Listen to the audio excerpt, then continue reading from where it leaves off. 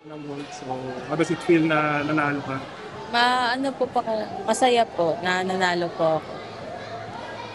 Ano ka na-influence sa weightlifting kasi syempre yung father mo was a gold medalist in the SEA Games.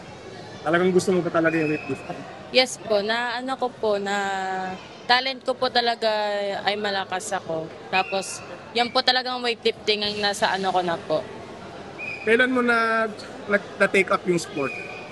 Simula po ng bata ako, pero nung bata po ako, hindi po ako continuous nagti-training.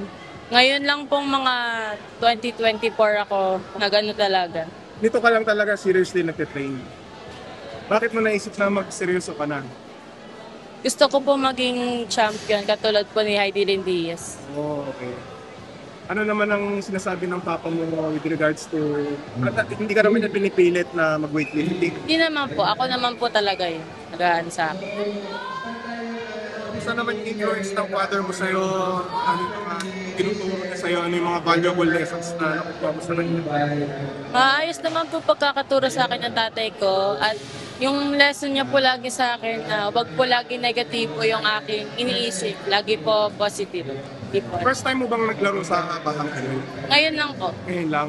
Naglaro ka ba ng National Open sa Dumaguete? Yes po. So, kumusta yung buhat mo doon? Okay po. Mas mataas po yung buhat ko doon kaysa dito. Mga ilang months ka pala nagko-competition? Or matagal na rin? Opo, ilan months pa lang. Ilang months ka pala nagko-compete? Ah, magwa 1 year na lang po ako. 1 year. Ano yung first competition mo? Sa ano po, Light Mall po doon sa Manila. Okay. Itong National Open, mga pang-ilan mo na sigurong ano yon competition mo? Pang-apat po or tatlo po. Okay. So, ano pang gusto mong, kumbaga meron ka bang dreams? Kasi sabi mo, idol mo si Heidi Diaz, so siyempre gusto mo rin mag-Olympics, ibig sabihin. Yun ang talagang gusto mong mag-Olympics. Saan ka nag-aaral pala? Sa St. Martin Montessori School po sa Angono, Rizal. Saan doon? So, Rizal lang ang dala mo na... Since Rizal, may chance ba na-train ka na ni Coach Heidi o ni Coach Joby? Or kay dati mo lang? Daddy ko lang. So parang, anong age ka ba na? Parang kung bata ba, parang nagkaroon ka na ng interest, so last year ka lang talaga. Nung bata pa po ako nag-weightlifting, kaso nga lang po, hindi ko po tinuloy dahil hindi ko po na-interest yun nung bata pa po ako. Last year ko lang po to, sineryoso yung weightlifting. So paano mo siya napagsasabay, pag-aaral at saka weightlifting? Ano po, after school po, pahinga lang po ako tapos sasabay ko na po yung training. Pag ano po, di ko na po kaya, di muna ako mag-training at gagawa na lang po ako mga assignment. So bale, after school lang, walang before school na training. Up. Doctor, Maganda naman kasi first nationals siya sa Batang Pinoy. Although nag-compete na siya ng nationals last year, youth din siya nag-compete. First comp niya sa nationals, nag-gold din siya last year sa Dumaguete. Now, it's her first national Batang Pinoy. So, parang sinecure lang namin muna yung gold para at least maganda yung impression niya dun sa unang sali niya sa Batang Pinoy. Although, hindi siya masaya kasi hindi niya nakuha yung personal record niya. Pero still, gold is gold eh. So, ano na yun, count na yun sa amin. ano personal record niya?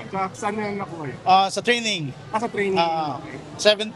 70-80. So, kahapon medyo hindi niya nakuha kaya medyo upset siya. Pero sabi ko, gold ka pa rin naman eh. So, Pero sa competition, ano talaga yung, kumbaga yung... kahapon kasi, malayo naman kasi yung kalaban. So, nanigurado na kami na binabalang namin kung sa ano niya, sa record niya. Kasi nakwento niya na parang hindi mo naman siya pinipilit. At, Yes, hindi ko sila pinipilit kasi mga anak ko. Although yung gym namin, paglabas ng bahay, nandyan na, nakikita. Nahayaan ko sila mag-interest. So nagulat lang din ako last year na nag-interest sa weightlifting, nagseryoso naman. So medyo naging maganda yung progress kasi siya mismong may gusto. Hindi ko pinipilit. may ano ba? Natatandaan mo ba yung moment na yun na parang sinabi niya sa'yo na seryoso na ako, may ganun ba? Hindi, wala siyang sinabi ano pero nagsabi siya sa akin na gusto niya mag-compete. O sige, train ka lang. Andyan naman yung gym sa bahay. Train ka lang. Tapos ano na, sabi ko, ga-guide kita. Kasi ako rin, nagko-compete rin ako together with her sa national team last year. Yun yung first comp namin dalawa. Okay. So yun, pareho kami nag-gold last year sa Nationals. Ako sa Open, siya sa Youth. Okay. Then ngayon, siya naman kasi hindi ako, walang ano ngayon walang pang matanda, so puro bata. Then kakagaling ko lang din naglaro sa World's Masters sa US noong September. Ilang place ka doon? Gold ako sa Snatch, silver Gold ka? sa isang gold, dalawang silver sa World's Masters. Coach, kamusta lang po yung dynamic na kayo po ng anak niya sabay na kayo nagtitrain? Actually, mahirap.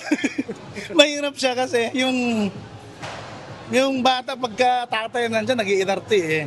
O yan na hindi natin pwede rin mapukpo kasi ayaw rin nating ma-trauma yung bata, ayaw din natin ma-discourage. Kaya ngayon na ngayon na nagsa-start pa na mag-build up yung interest niya. So yun, dinadahan, inaano namin yung gusto. Ayan, kahit pa paano naman, sumusunod naman, pero minsan talaga, na may mga tantrums talaga yung bata kasi dati yun nandyan eh. Mas mahirap, di ba yung coaching mo sa anak mo sa ibang player mo? Oo, iba yung approach yung mga player ko, sobrang stricto ako kaya alam ng mga player ko yun na military discipline talaga yung dinadanas nila. Pero ibang usapan pagka anak mo kasi hindi mo mapagalitan kasi nasa isang bahay kayo na baka ayoko rin naman magtampo yung anak ko Pero pagka yun sa mga player ko tsaka siya, pag pinapagalitan ko, sabi ko, kasama siya, nandun na nakikinig. Coach, gano'n na po kayo kasi na patuloy na lumalago yung scene ng weightlifting, lalo na sa mga ganito competition. Ano yan? Gano'n po kayo kasi na mas maraming bata na yung nag-weightlifting? Well, masaya kami kasi as a coach, gusto rin namin na yung mga player namin may mapupuntahan gaya ng meron kukuha ng scholarship. So, pasalamat kami kay Heidi na ngayon kahit papano pinush niya talaga yung weightlifting na maging regular sa paglarong pambansa. Ngayon, medyo nag-benefit naman yung community kasi dumadami yung nag-weightlifting. So ngayon, mag-open up na rin siguro yung NCAA, hopefully UAP. At yun na, yung magiging takbo ng weightlifting is sana merong scholarship in the future for colleges na kasali sa UAP and NCAA. So yun yung magiging target namin mga coaches kasi halos lahat naman ng bihirang mayaman sa weightlifting eh.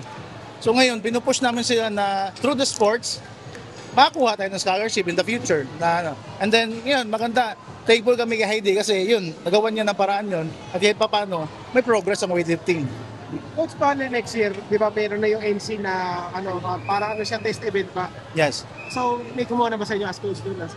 Wala pa kasi hindi pa naman final yung sa NSCAA. Sana meron kasi nasa Luzon lang din naman kami.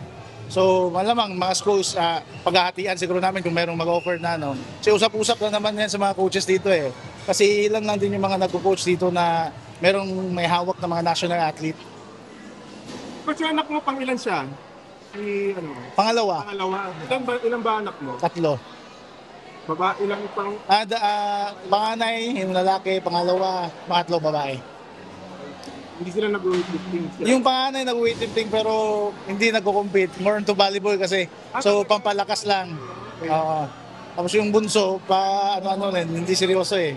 Ayaw ko pilitin. Mas seryoso talaga si...